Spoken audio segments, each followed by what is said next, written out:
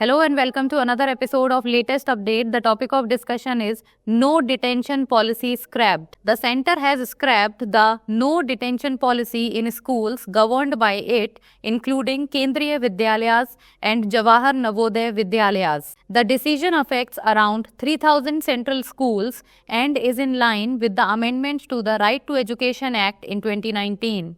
The policy now allows students of class 5 and 8 to be held back if they do not meet promotion criteria. The move comes after 18 states and union territories had already scrapped the policy in previous years.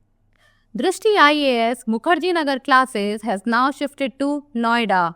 Drishti IAS is in Noida now.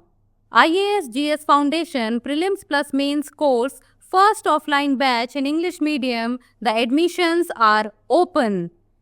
The address is C171/2, Block A, Sector 15, Noida, near Metro Station, Noida, Sector 15. For any query, give us a call at 87501-87501.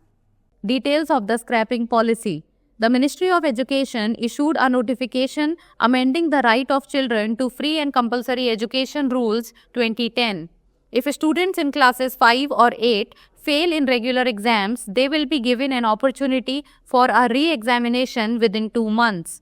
If the student fails even after re-examination, they may be detained in the same class. The rules require class teachers to guide students and their parents to address learning gaps and provide specialized inputs. Historical context and rationale. The No Detention Policy was introduced under the Right to Education Act 2009 to prevent students from dropping out of schools. The policy was based on the principle of ensuring all students receive a minimum level of education. Over time, concerns were raised about students' lack of seriousness towards studies, leading to the proposal to scrap the policy. The policy was amended in 2019, giving states the discretion to decide whether to continue or scrap it. Now it's time for the practice question.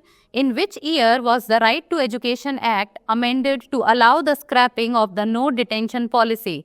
2015, 2017, 2019 or 2020? Send us the answer of this question in the comment section. That's all for today. Thank you so much for watching.